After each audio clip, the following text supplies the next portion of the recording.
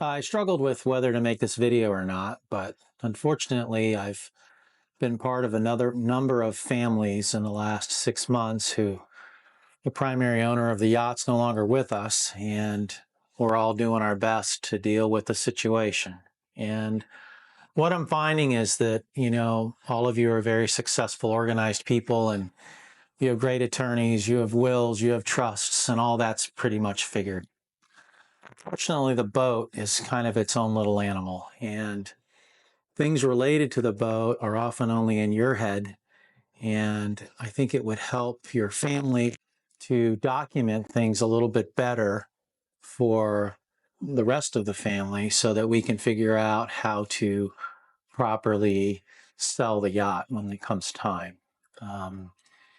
What I'm seeing over and over again is that the boat's kind of this hobby thing over here, and it's separate from the rest of the estate and separate from the trust. It might be mentioned in the will or the trust, but the overall operation of the yacht is mostly in your head.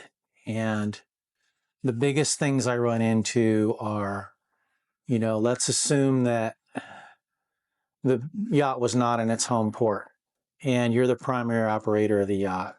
Well, who's allowed to move the boat? Who's the insurance guy?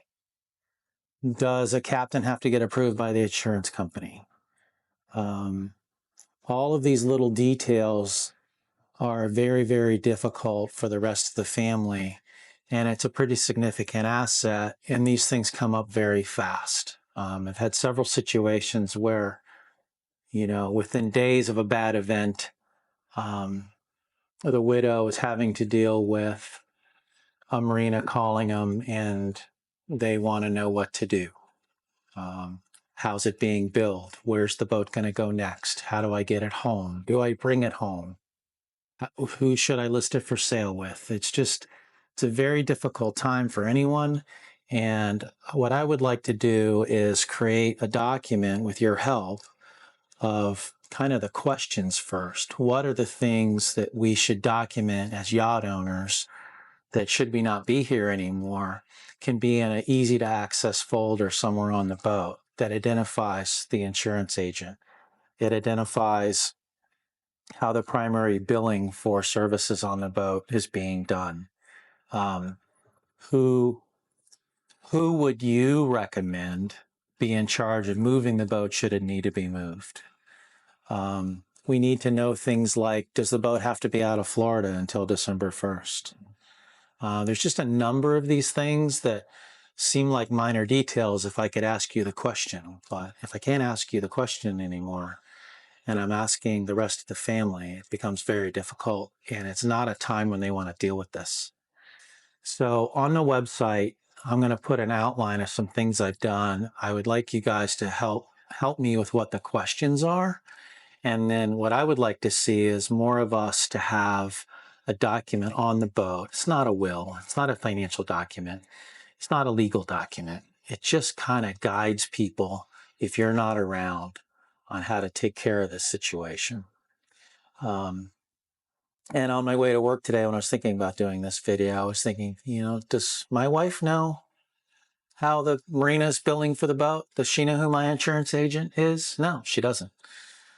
So I think we all do it. And I'm going to call it Yacht Will Helper right now, because I really think that with some input from you guys, if we all had a 25 question thing answered, it would make this process much easier. So once we've dealt with, getting the yacht securely in the right place to sell it, and we get it under contract, we go through another very difficult time. And that is, without your knowledge, quite often there isn't a good history on what has and hasn't been done over the last couple of years. It's really helpful if we keep a maintenance log on the boat that doesn't have all our personal information in it. I seem to either get nothing or I get a folder with every single thing that's ever been done with every receipt. And that's kind of difficult too. What would be best is to have just a logbook that has oil changes, 1,000-hour service from CAT, generator service. I don't need boat washes. I don't need maintenance records for doing ceramic coating. I don't need the little details. People are mostly worried about the mechanical stuff. Was the 1,000-hour service done last year? And that's probably in a pile of receipts somewhere, but it's not easy to find unless it's in a separate logbook. So I think to get through the survey and acceptance process without owner involvement, the key there is having a separate logbook. And it's really helpful. And I'm also going to go back through and show you some subsections of ideas I had. And like I said, I'd really like you guys to give me some input. Let's come up with maybe an online form we can use or something that you can download as a PDF, and then you can fill it out and use it on your boat. Appreciate the help. Thanks.